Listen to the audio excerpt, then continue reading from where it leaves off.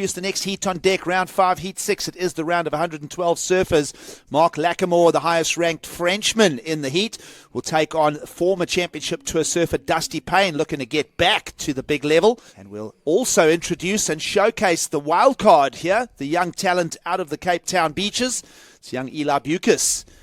We're getting a quick start here in the heat from Eli, who'll just free his fins up. And Kai, you've been watching a lot of E.Beukes on the City Surf Series. Great to have him as a wild card amongst the world's best. Not the biggest wave we've seen this morning, but certainly getting the work done. Here goes D.Payne. Well, picking up live action, opening wave for D.Payne. So many people's favourite surfer, the burly young Hawaiian, now into his mid-20s to late 20s, is getting on as D.Payne. A quick start for the young South African who's staying busy under the radar of M.Lacomare. And speaking of the Frenchman, here he goes, uses the priority to now get wave number 1 underway. Inspired by an earlier performance a couple of heats back by Wiggly Dantes, M.Lacomare will bring power turns on the backhand to the lineup here in Ballito. Swinging into it, the hammer continues here. And M.Lacomare showing his pedigree out of the Hossegor beach breaks and bringing it to great effect here in Ballito. We saw QS 3000 in the region. For this man, backhand snap for Manuel will come straight into the heat discussion. Second one, answering right back to M.Lacomare, 6.5 here. Your South American now, little end section, and he too will spill the beans at the end there. So you'd expect M.Lacomare to go into those top range numbers. Meanwhile, jumping to his feet here, the young wild card. A little error there from E.Beukes, mixing it up amongst the big cats here.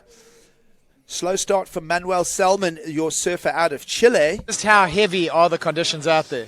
Yeah, it's pretty heavy out there. So if you get the sets, you need a bigger board like to get big turns. So yeah, it's tricky to surf those waves. It's always good when you have good waves to surf on the heat. I'm sure it means the world to him that he's making heats and getting through the rounds in the 10,000. This happened while we were away. D.Payne taking off on a beautiful looking set wave, and just love this first carve. That is just pure D.Payne gold right there.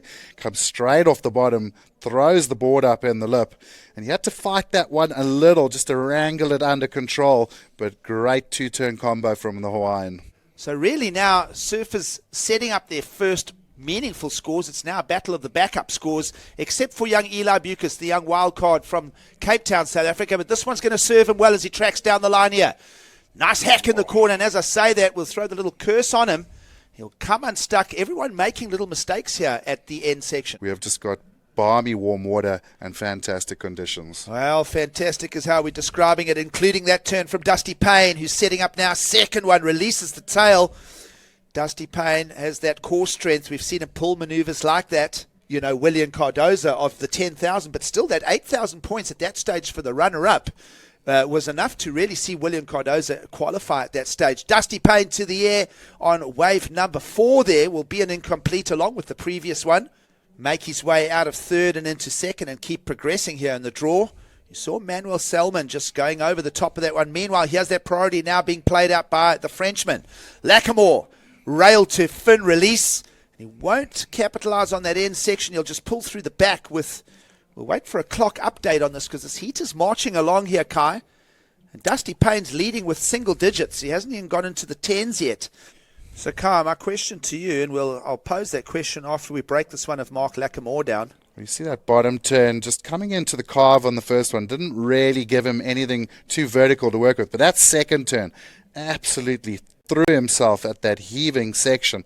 Then, like I said, just got a little caught on that big heavy landing and wasn't able to drive into the closer. We don't have an official airline partner just yet, so we won't give anyone a plug, but you can buy cheap tickets to come and see guys like D.Payne rip the bag out of Ballito, including a couple of good hacks. Now, this is one of those waves that's feeding with a pace down the bank, and that's going to work out just dandy there for D.Payne. 3 turns there, all of them pretty meaty. And my question is, why did E.Beukes, with second priority, even allow D.Payne onto that wave?